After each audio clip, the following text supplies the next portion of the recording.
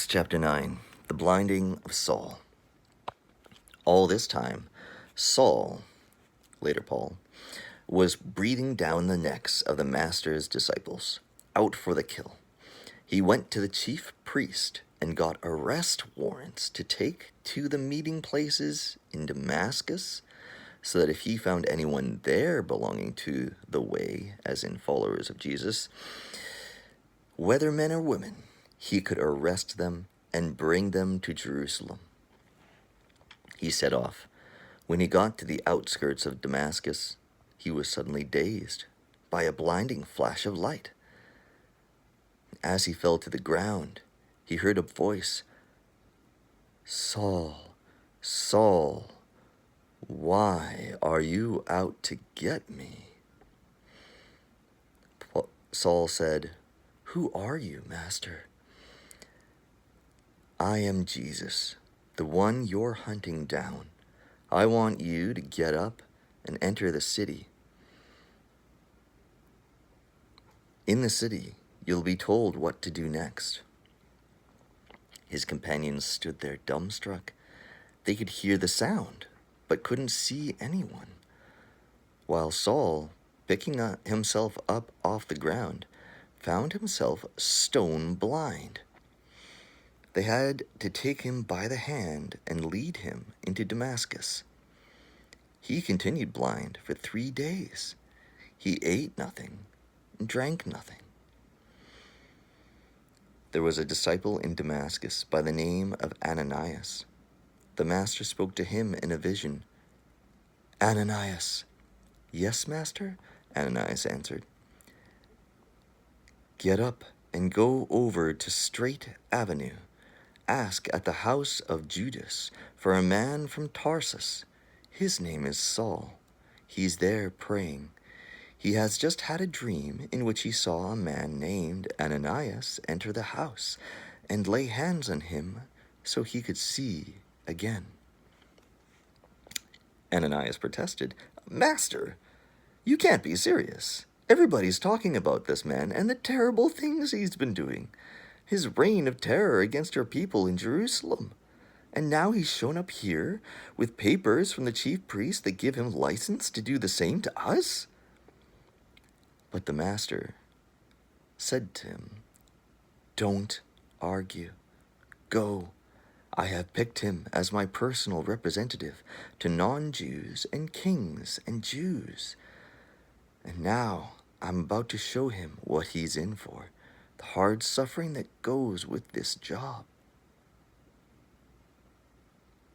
So Ananias went and found the house, placed his hands on blind Saul, and said, "Brother Saul, the master sent me, the same Jesus you saw on your way here. He sent me so you could see again and be filled with the Holy Spirit." No sooner were the words out of his mouth than something like scales fell from Saul's eyes. He could see again. He got to his feet, was baptized, and sat down with them to a hearty meal.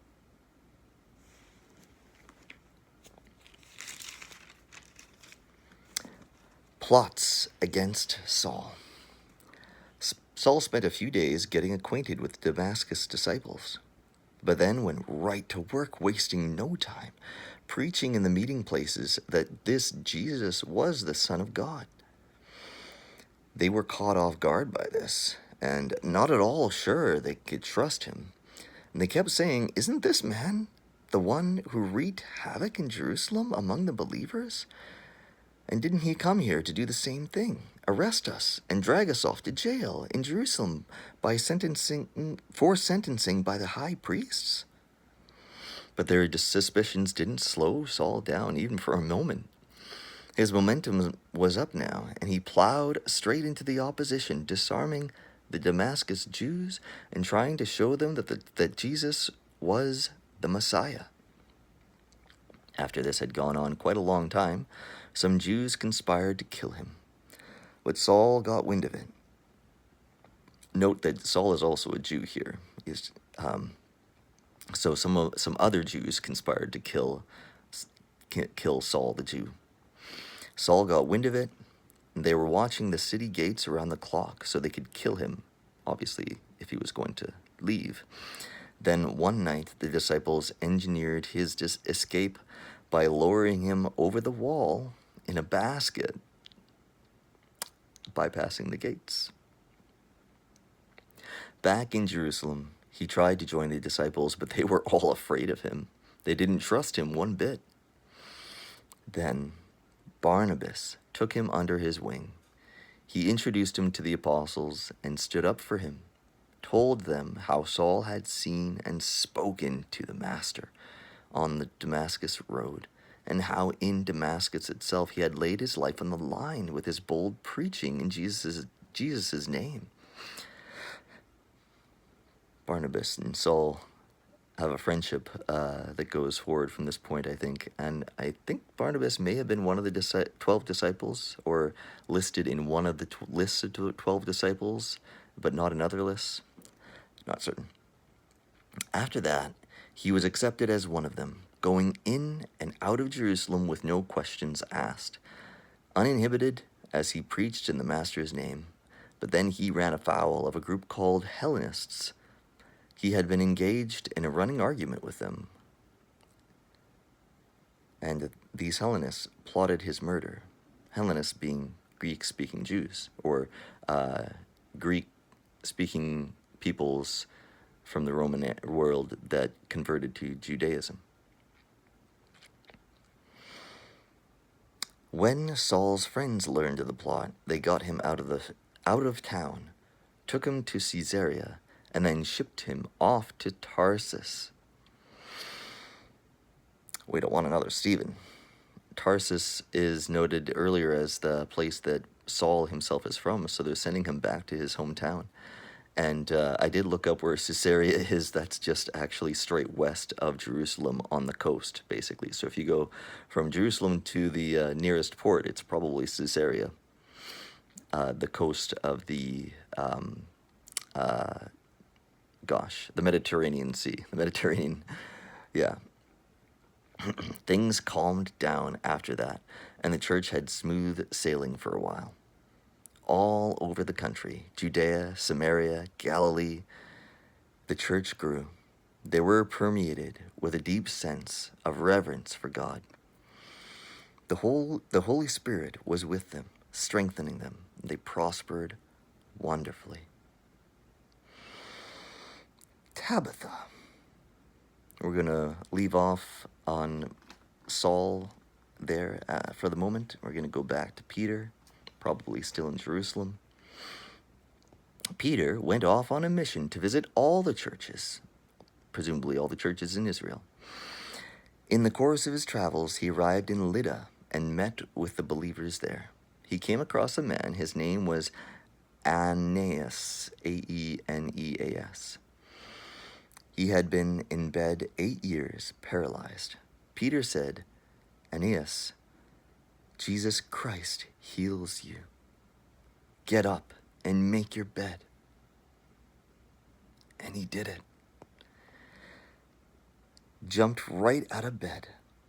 Everybody who lived in Lydda and Sharon saw him walking around and woke up to the fact that God was alive and active among them. Down the road, away in Joppa, there was a disciple named Tabitha, Gazelle in our language. She was well known for doing good and helping out.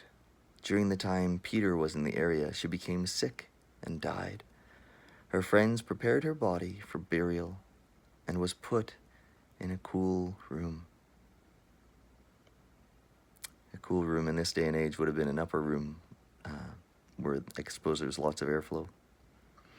Some of the disciples had heard that Peter was visiting in nearby Lydda and sent 2 men to ask if he would be so kind as to come over. Peter got right up and went with them.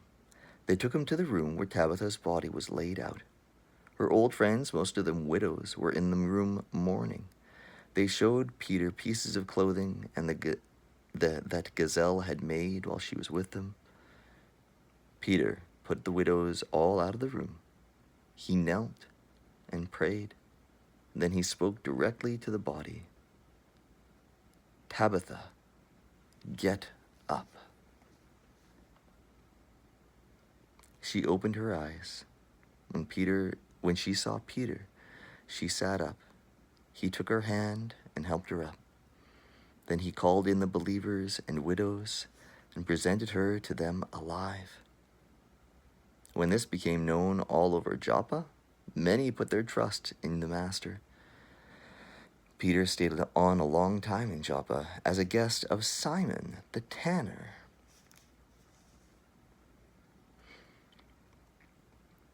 Simon seems to be kind of a popular name. No wonder Peter became known as Peter. I'm not going to say much today, but Tabitha reminds me of the name Talitha, or the term Talitha. I think it's Talitha. Talitha cum, the words that Jesus speaks that mean little girl, get up, when he resurrects that very recently dead child in that funeral procession.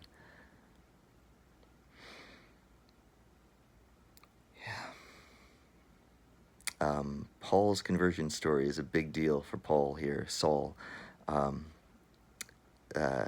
So he's been persecuting the church, and now he's for the church, but then he gets persecuted by those he used to be working with.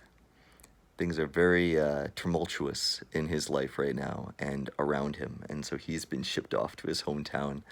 And if I'm not mistaken, he'll actually end up spending a good number of years, like 2, 5, 10 years, something like that, keeping kind of quiet before he goes off and begins preaching and teaching again, and then starts writing letters that we have in the rest of the New Testament.